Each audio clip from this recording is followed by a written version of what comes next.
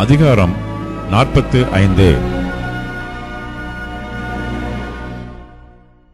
கர்த்தராகிய நான் அபிஷேகம் பண்ணின கோரேசுக்கு முன்பாக ஜாதிகளை கீழ்ப்படுத்தி ராஜாக்களின் இடைக்கட்டுகளை அவிழ்க்கும்படிக்கும் அவனுக்கு முன்பாக வாசல்கள் பூட்டப்படாதிருக்க கதவுகளை திறந்து வைக்கும்படிக்கும் அவனை பார்த்து அவன் வலது கையை பிடித்துக்கொண்டு அவனுக்குச் சொல்லுகிறதாவது: நான் உனக்கு முன்னே போய் கோணலானவைகளை செவ்வையாக்குவேன்.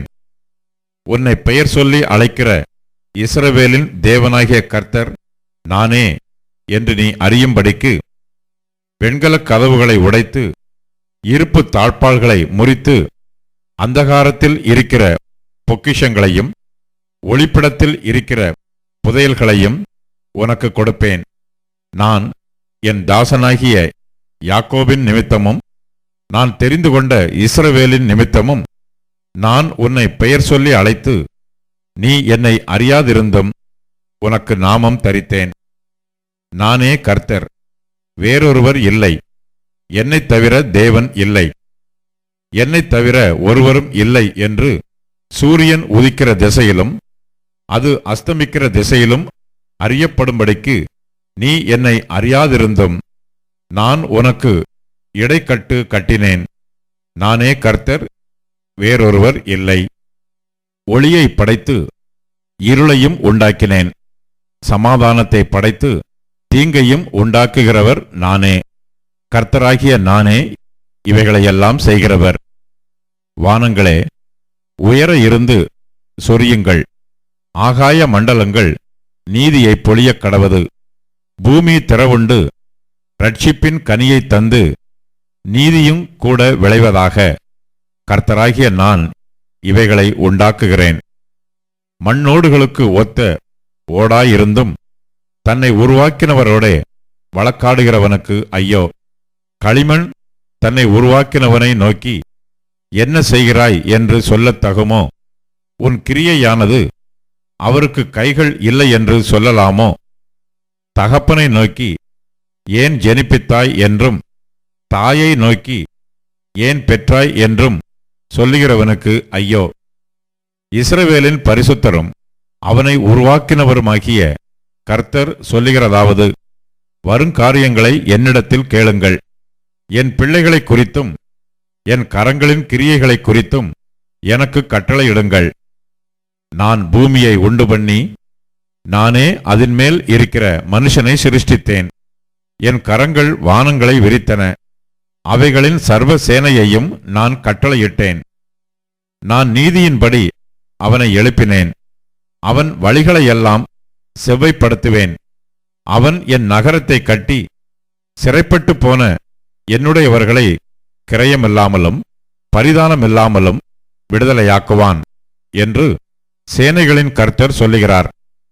எகிப்தின் சம்பாத்தியமும் எத்தியோப்பியாவின் வர்த்தக லாபமும் நெடிய ஆட்களாகிய சபேயரின் வர்த்தக லாபமும் உன்னிடத்திற்கு தாண்டி வந்து உன்னுடையதாகும்.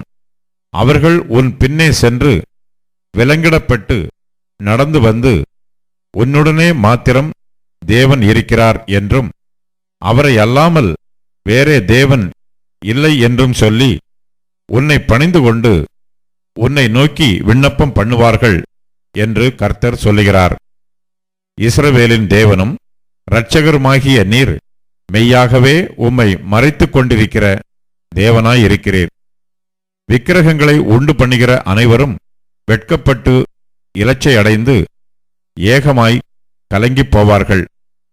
இஸ்ரவேலோ கர்த்தராலே நித்திய இரட்சிப்பினால் இரட்சிக்கப்படுவான். நீங்கள் என்றென்றைக்கும் உள்ள சதா காலங்களிலும் வெட்கப்படாமலும் கலங்காமலும் இருப்பீர்கள்.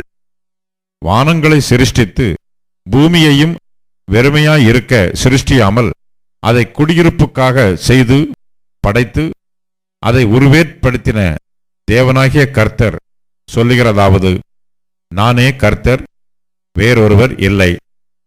நான் அந்தரங்கத்திலும் பூமியின் அந்தகாரமான இடத்திலும் பேசினதில்லை. விருதாவாக என்னை தேடுங்கள் என்று நான் யாக்கோபின் சந்ததிக்குச் சொன்னதுமில்லை. நான் நீதியை பேசி யதார்த்தமானவைகளை அறிவிக்கிற கர்த்தர். ஜாதிகளினின்று தப்பினவர்களே, கூட்டம் கூடி வாருங்கள், ஏகமாய்ச் சேருங்கள். தங்கள் விக்கிரகமாகிய மரத்தை சுமந்து ரட்சிக்க மாட்டாத தேவனை தொழுது கொள்ளுகிறவர்கள் அறிவில்லாதவர்கள். நீங்கள் தெரிவிக்கும்படி சேர்ந்து ஏகமாய் யோசனை பண்ணுங்கள். இதை பூர்வ காலம் முதற்கொண்டு விளங்கப் பண்ணி அந்நாள் துவக்கி இதை அறிவித்தவர் யார்? கர்த்தராகிய நான் அல்லவோ? நீதிபரரும் இரட்சகருமாகிய என்னை அல்லாமல் வேறே தேவன் இல்லை, என்னைத் தவிர வேறொருவரும் இல்லை. பூமியின் எல்லையெங்கும் உள்ளவர்களே, என்னை நோக்கிப் பாருங்கள், அப்பொழுது ரட்சிக்கப்படுவீர்கள். நானே தேவன், வேறொருவரும் இல்லை. முழங்கால் யாவும் எனக்கு முன்பாக முடங்கும், நாவு யாவும் என்னை முன்னிட்டு ஆணையிடும் என்று நான் என்னைக் கொண்டே ஆணையிட்டிருக்கிறேன். இந்த நீதியான வார்த்தை என் வாயிலிருந்து புறப்பட்டது, இது மாறுவது இல்லை என்கிறார்.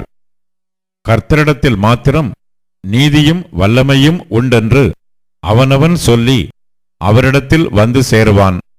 அவருக்கு விரோதமாய் எரிச்சல் கொண்டிருக்கிற யாவரும் வெட்கப்படுவார்கள். இஸ்ரவேலின் சந்ததியாகிய யாவரும் கர்த்தருக்குள் நீதிமான்களாக்கப்பட்டு மேன்மை பாராட்டுவார்கள்.